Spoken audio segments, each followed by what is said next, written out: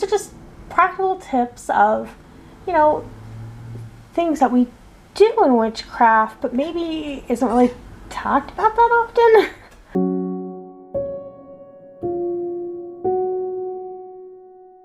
And it was really interesting when I was researching this video that these kind of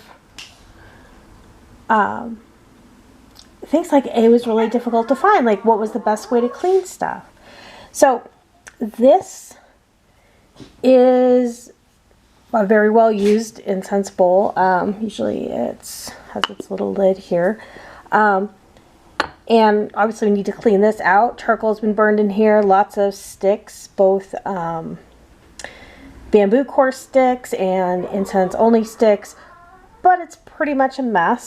So, and that's going to happen. You burn stuff into it. What you're going to need is you're going to need a slightly larger bowl. So I have this bowl here. It is just one of my ash bowls and some cheesecloth. Now the cheesecloth is optional, and we'll get to that, because you can go all the way through this to clean your sand, but you may not want to clean all the way, and we'll kind of talk about it. And you're going to need a sieve, kind of fine sieve here. So we'll go ahead and start. I had originally in here black sand. The black sand itself is never going to come fully clean. So if you're expecting clean sand from this, you may not get it. Just want to forewarn you, we don't really need to not use things. So this first step, the steps are basically we're going to sieve the sand to remove any pieces, chunks, anything else that may be in there. And the next part is actually washing the sand. Now, so the washing the sand part is optional, because, you know, there's nothing wrong with just burning incense in ash. I mean, you can actually buy ash to burn incense in. It's kind of the same concept of owning a fireplace. If you ever owned a fireplace or wood stove, you gotta clean out those chunks and the ash every once in a while. Otherwise the bowl gets really full. So, I mean, the first thing that I like to do is you just kind of tap the side of the bowl while you hold it. Now what this does is it actually, and I don't know how you can see it here, but you can kind of see that the finer particles settle. I'm going to turn it a bit. And the larger particles kind of come to the beginning. Now, I have seen that in Asian countries they make a rake that lets you lift these things, the pieces out, because a lot of, there's so many, they're leaving the ash in. But I searched and I didn't really find any way to buy those in the US. Incense ceremony tools, this is not incense ceremony, that's a whole different thing, and they have special chopsticks for pulling that out. But those tools are really expensive, and for everyday incense use, it's really not what they're for. So, but this just kind of gets a little, so you can see here that it's kind of settled a bit. A lot of the larger chunks are showing up over here on the side. So the next part, this is where you're going to have to make a decision. Are you going to keep it just sand and ash, or just ash? That's going to depend on your next. I'm going to go ahead and go through the whole process.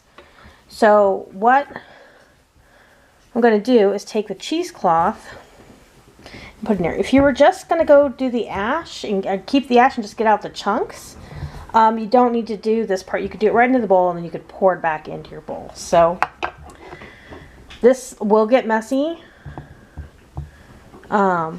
Just be warned, ash going into the air. You want to do this with ventilation, just like burning incense itself. And we're just gonna pour it in there and see through this. And you can see the finer particles are showing up down at the bottom there. And I've doubled over my cheesecloth. I'm just gonna set that down while I do this.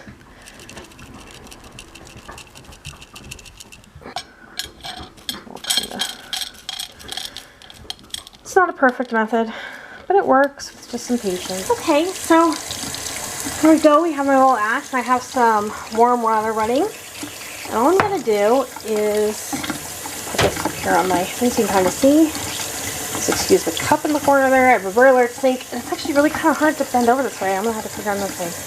So I'm just going to grab this, and there's the, oops, there we go. Just pull that up here and get tight. I'm going to start running it under the water.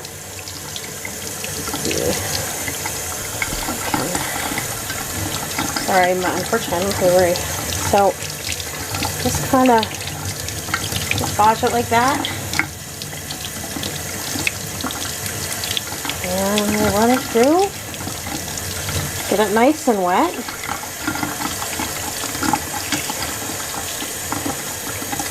Okay. And do the same for the inside. Get it all in there.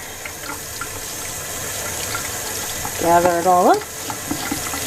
And you can see right away, water's pretty dirty. Squeeze it out. There we go. Open it up again. I'll mix this up a bit. Oh, I don't want to do that too much. It's going to take out too much of the sand. And again, squeeze it. And you're just going to keep doing this. Okay, there we go. So, got it pretty dry in there. I'm going to give it one more rinse.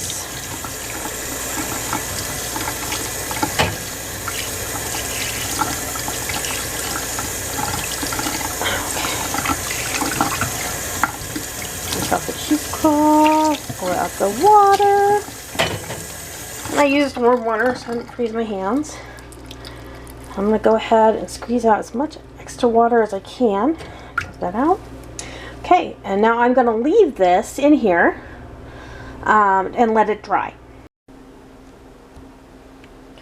Okay, so it's been about 2.5 days later, and it's a little bit damp down here, but if we go ahead and open this up, you can see how dark that is now. It's now back to the black sand. There's still pieces in it. Like I said, it's not perfect. As it dries, you will kind of want to give it a little bit of a stir just to help it dry. It is pretty much dry now. I could probably wait another day or two to get dry completely. But as you can see, it's cleaned pretty much all the ash out of the sand. Okay, so I ended up waiting another day. It's about 72 hours later, and here it is. The sand is back to normal. Went ahead and put that in the bowl. This is what's left. A lot of sand will stick to the cheesecloth, unfortunately. I will let this dry for probably another 3 days and then try to get more sand off of it and using a brush to brush it off. And then wash this cheesecloth and then keep it for this purpose. Because you can reuse cheesecloth. That's one of the benefits of using it for this. But I tend to keep pieces for the same purpose. So there it is. Like I said, you got that nice dark color again, and it's ready to start running stuff again. But again, this step is optional. The washing part is optional. There's nothing wrong with leaving the ash in there once you get all the pieces out. It just will kind of fill up the bowl, so you might need to use different bowls, but that's fine too. I actually have a few bowls that I use, but there you go. That's how you clean ash from your sand and clean your ash bowl.